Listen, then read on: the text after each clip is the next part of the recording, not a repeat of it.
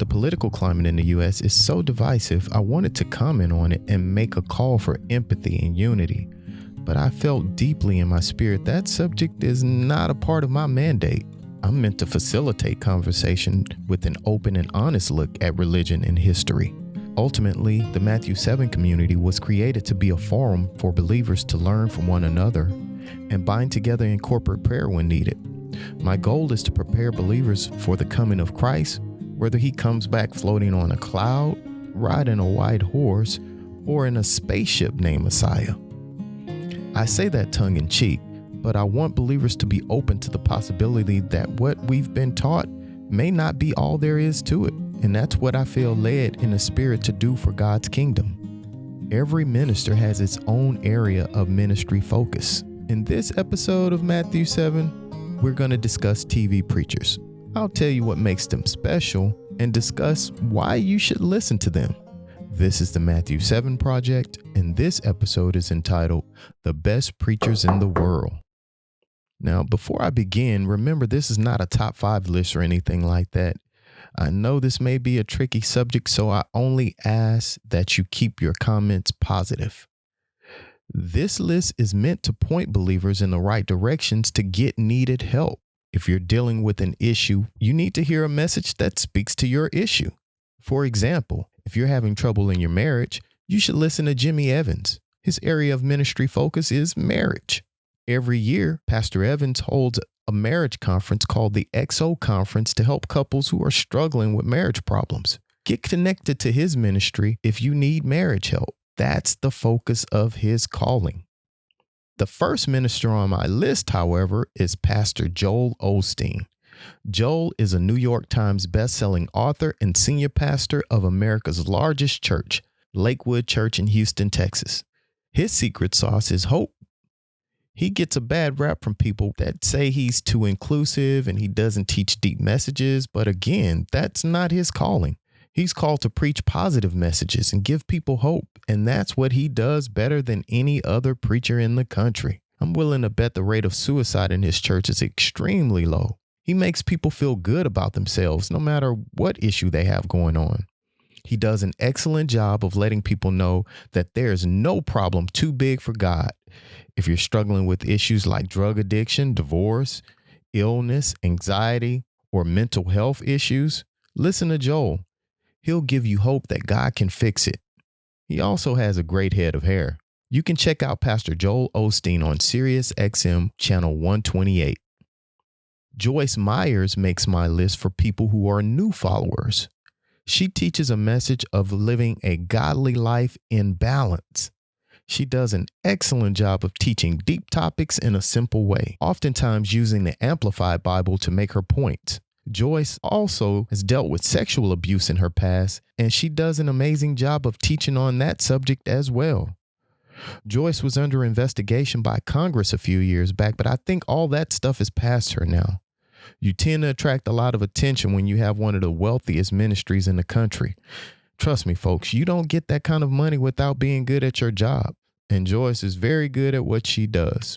Joyce also has a great book called Battlefield of the Mind. So if you're a new Christian or if you need help dealing with the scars of sexual abuse, check out Joyce Myers. She's called to preach to you. The next guy on my list is Pastor Stephen Furtick of Elevation Church in Charlotte, North Carolina. You can hear Furtick on TBN daily. Stephen is relatively young for a pastor, and I think that's for a good reason.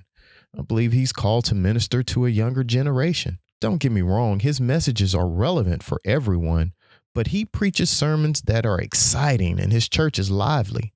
I believe it's that way because he's called to reach young people. He even helped to start the Elevation Worship Music Group, which is kind of like the U.S. version of Hillsong. Stephen is a much-needed pastor in an era where most old school churches are losing young people by the thousands. Elevation Church and many other churches like it are attracting young people, and their young folks are on fire for God. One of my favorite preachers to listen to is Pastor Robert Morris. He is flat out one of the funniest and entertaining preachers to listen to in the country. But at the core of all of his messages, he teaches, and that's what people need. If you go to church every Sunday, you should learn something. Pastor Robert lays out 3-point sermons better than anyone in the business. I recommend listening to his series entitled Room 12, where he talks about his personal struggles with infidelity, and his sermon series entitled The Blessed Life, which is also the title subject of one of his books. The last person I will feature is the godfather of preaching, Pastor T.D. Jakes. There could be no list of preachers without Jakes on it. He has the ability to make everyone in his audience feel as though they're called to do something great for God. When I was a bit apprehensive about starting this channel, I prayed for a sign, and later that night, this is what I saw. How do I fix it? Ask, seek, knock. Wow, what clearer sign than using ask, seek, knock? And let me just be clear, I came up with that tagline a year and a half before I even saw this message. In fact, that part of the message really didn't seem to fit with the rest of the sermon. I felt like that part was meant to motivate me personally. Jakes is a wordsmith. He lays out sermons like a great comedian, oftentimes setting up a point at the beginning of the message and delivering a profound punchline later on in the message. If you own a business or if you're someone in a corporate leadership position, you should absolutely listen to Jakes. Before I jump off here, let me just list a few other ministers of note.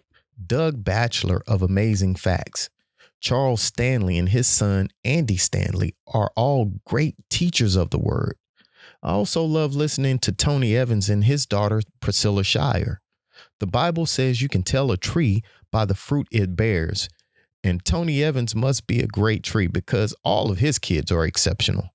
Guys like Ron Carpenter and my man Michael Todd out of Oklahoma are both exciting and entertaining ministers, kind of like Stephen Furtick. Joseph Prince preaches on grace, which we all need. So if you're having issues with guilt or forgiveness or unforgiveness, you should check him out. James Merritt of Touching Lives Ministry. Pastor Merritt often preaches on avoiding sin. If you're having trouble with backsliding, his messages add a level of accountability that will urge you to make better choices and live more Christ-like. This year, we lost an expert on end-time prophecy, Minister Erwin Baxter, but you can still hear his messages online. Perry Stone of Manifest is great for all things related to Israel and Jewish culture. All these preachers have big ministries for a reason. Use these men and women of God for the reason God sent them to us. Instead of scrolling through Facebook or TikTok for hours at a time, put one of these ministers on and listen to them. In particular, if you're struggling with an issue, seek out one of these ministries that is designed to help you personally. I guarantee you'll be filled with more hope, live life with more balance, get on fire for God, and get motivated to stretch beyond your limits to do something great. I hope this message blessed you today. This is the Matthew 7 Project. Ask, seek, knock.